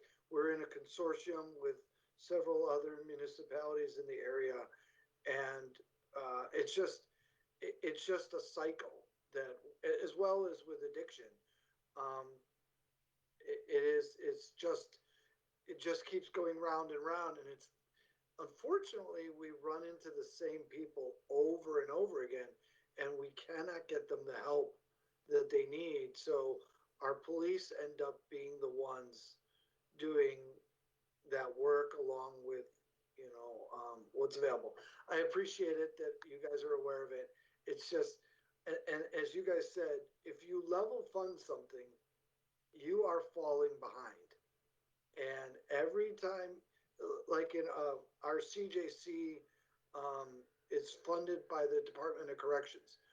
They keep getting level funded, yet we all know people try to get raises. We have healthcare costs. So, we're amenable to consolidation, but we also need the state to agree to what they want to see in those consolidations and the funding to achieve it. So that also got pushed down to the local levels. Luckily, Essex has invested in it, but there's a lot of other communities that have not. Thank you. Thanks, Andrew. And I'll just say, in regards to the new businesses that went into business during 2020, I've been involved in that and in touch with the head of ACCD, Agency of Commerce and Community Development, and they are definitely aware. The Commissioner, Joan Goldstein, told me that this is a group that missed out and is on her radar for the next round. So I'll make a note to circle back with her on that. Very happy to hear that. I know there's sort of a unicorn of starting a business in a pandemic, but they were in process. So, what are you going to do? Not open? So thank you. Thank you for that, Chairperson Haney. Sorry, I'm assuming, Andrew, at this point, we're going to discuss opening it to the public. But before we do that, I just want to say, first of all, thank you to our legislative delegation, but also thank you all to the select board and to the trustees. These questions and issues that you're bringing up it's a huge variety. And to me, it shows that you are really out there listening to Essex residents, and you really have Essex's best interests at heart. So I just want to thank you for being so comprehensive in your things that we're bringing to the legislature. And thank you for listening to our residents, our constituents. You're doing a great job. That's all. Thank you. Thank you for that. And so as we turn this over for public comment, if you could please raise your hand using Microsoft Teams or type your name into the chat, let us know that you would like to speak. I will also just keep a timer for 1 minute each, as we are starting to get pretty late into the evening and we still have plenty more to get to. So again, if you'd like to address this topic, please raise your hands and let us know.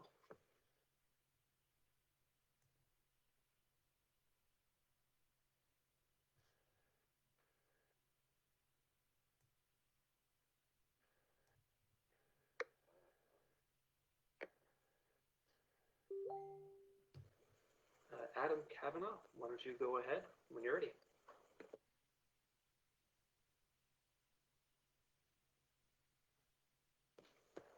I apologize. I didn't mean to raise my hand. No worries, that happens. Annie Cooper, go right ahead. Hey, thanks, Andrew. Andrew, when you said on this topic, what did you mean? Addressing our legislature, our legislative delegation. I thought that's what you meant, but I thought he said topic. Mostly, I would like to just echo Elaine, and I'm so grateful, also grateful to you, Elaine. What an engaged and valuable discussion. I'm so grateful to have been present for it. Thank you to Linda Myers for all of her work. I'm gonna cry. And each of you, all of you, the trustees, the select board, the delegates, Evan, Greg, all of you. Thank you all so much for your hard work, and thank you for your dedicated time, and thank you for obviously caring so deeply about your constituents. Thank you.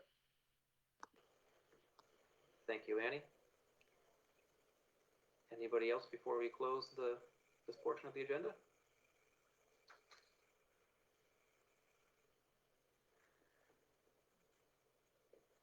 See no other hands coming up. So with that, those of you who took the time out to be here tonight, really do appreciate that. As Elaine had already mentioned, it does show your dedication to the constituents that you have here in Essex, and we really do appreciate that. I'd like to thank each of you individually, but again, I think you've all spent enough time here tonight. I'd like to get home a little earlier, well, get to bed a little earlier. So thank you. Thank you all. Take care and Happy New Year. Thank as well. you. Happy New Year. Yeah. Thank you. Thanks Best for of all luck. the work you do. Thank you. All right, and That was awesome. Yeah. Just saying. I have to admit, it's been a little while since on the trustee side we've done that, and it's nice to do that. Thank you for getting this together. Elaine, do you want to take this? Yeah, so as we amended the agenda earlier in the evening, we're going to skip down to business item C, 5C, discussion of potential revisions to Title 7, Motor Vehicles, Traffic and Parking of the Town of Essex Municipal Ordinance. So as our discussion led to earlier in the meeting, the select board is expressing some interest in passing the revisions to the speed limit on Sand Hill Road. So perhaps, Greg, if you could bring up that particular section of the ordinance and we can have any discussion necessary. Sure, I will try to find it. I think before we forget, after this, you're going to go back to the resolution and take a motion on that.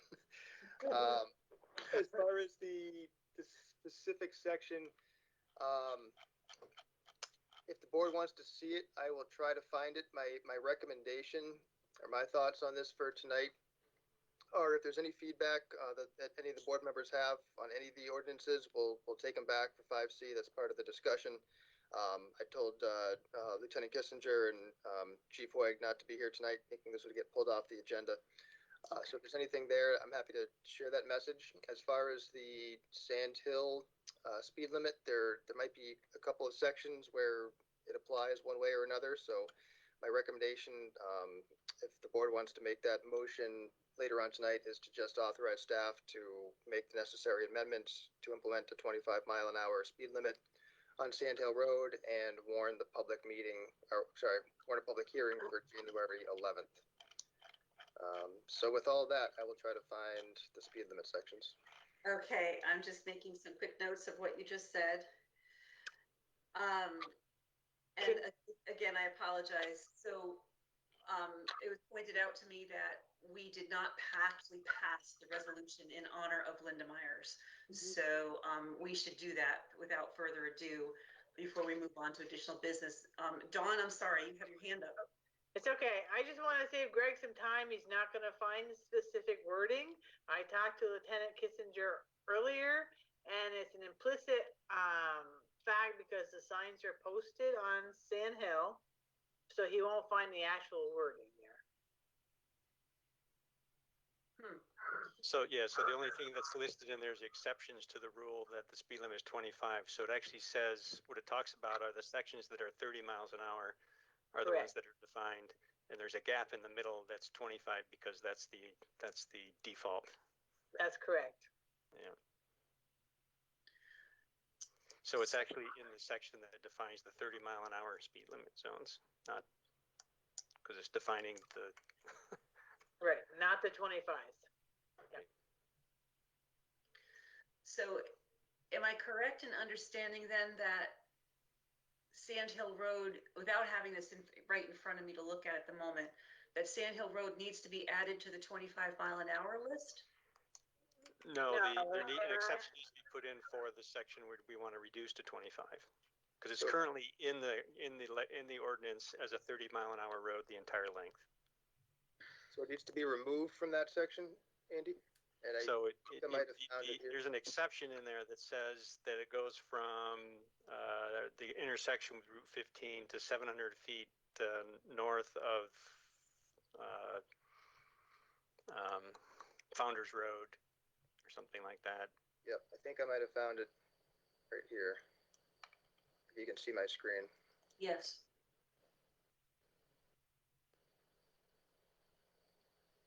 So I think that's correct, and I can work with Lieutenant Kissinger to make sure we capture the changes that we need to make and bring that back to the board, warn a public hearing and bring it back.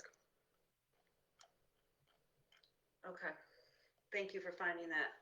And Dawn, thank you for the clarifications you provided. Before we move forward with that, can I just ask the boards to once again return to the resolution for Representative Myers? Can I get a motion from the select board to approve that resolution as amended to include the trustees? So moved. Point of order, you didn't ask for public input before having a motion. Thank you, I appreciate that. And while we normally do that, I apologize for us skipping over that at the moment, but now that Representative Myers is no longer present and we're in the middle of other agenda items, it's better that we go on and do this motion and move on with the rest of the business of the meeting. Dawn, I have your motion for the select board. Is there a second? Seconded. Thank you, Vince. Any further discussion?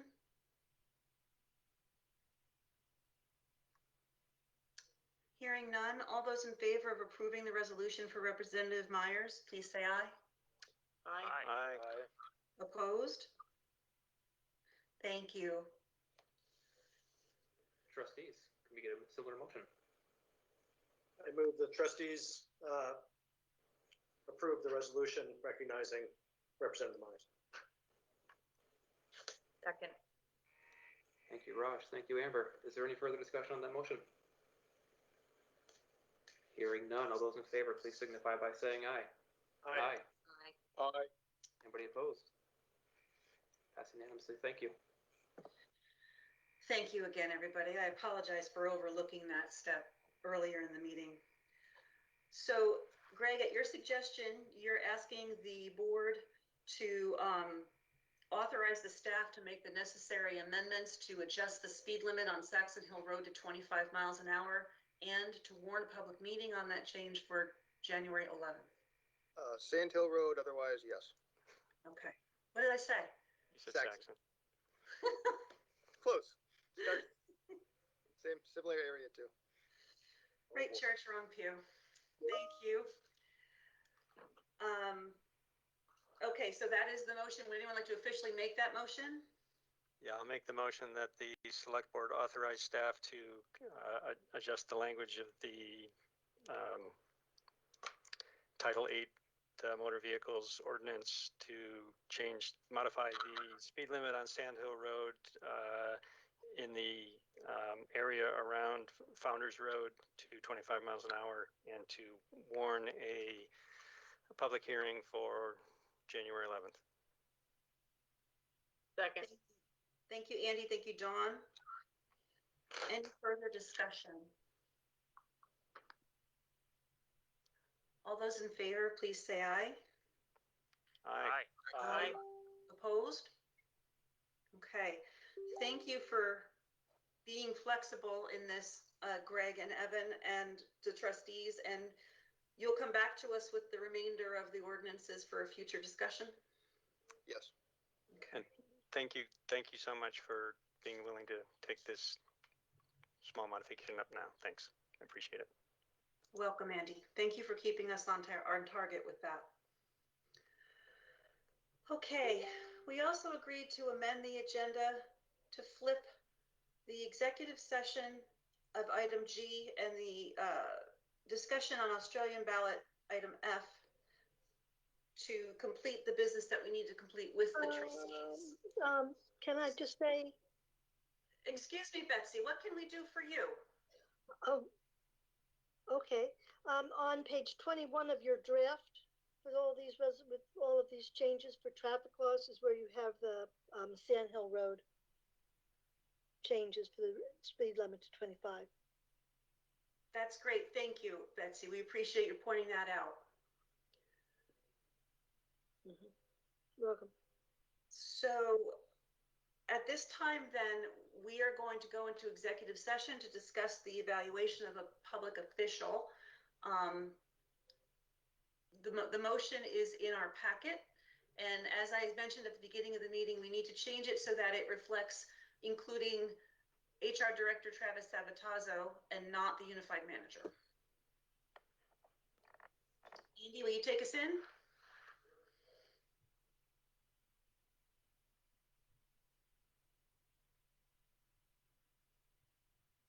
I'm muted. I'd rather not, because I voted against doing it this way. Understood. Pat, would you mind taking the motion?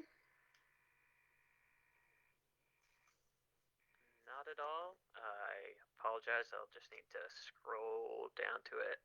It's totally I've, my packet. I've got it up if you want me to do it. Perfect. I'll second it, Vince, once you're. All right. I move that the Select Board and Trustees enter into executive session to discuss the evaluation of a public employee in accordance with 1 VSA Section 313A3, and to include the HR Director, Travis, and I'm sorry, I can't pronounce Travis's last name, Sabatazzo?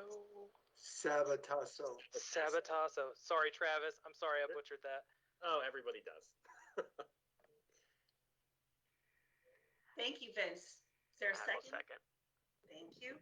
All those in favor, please say aye. Aye. Aye. Opposed? Nay. Okay. Dawn also said nay, but she was muted. Thank you. Nay. I saw her mouth move. Okay, so I need to ask a parliamentary question because first of all, we need to do a roll call because we have a remote meeting. So Vince, your vote? Aye. Pat? Aye. Andy? Nay. Dawn? Nay. And Elaine, yes. And I just want to ensure we'll still be going into executive session because the majority of the board voted to go into executive session. Thank you. And trustees, could we get a similar motion? I move the same motion for the trustees. Second. Thank you, Dan. Thank you, Amber. Is there any further discussion on that motion? Hearing none, all those in favor signify by saying aye. Aye. Aye. Anybody opposed? Thank you all. Pass unanimously. So Travis sent us an executive session link. We will go to that link and leave this meeting and return to this meeting when we are done with the executive session. And thank you, members of the public, for your patience while we conduct this business in executive session.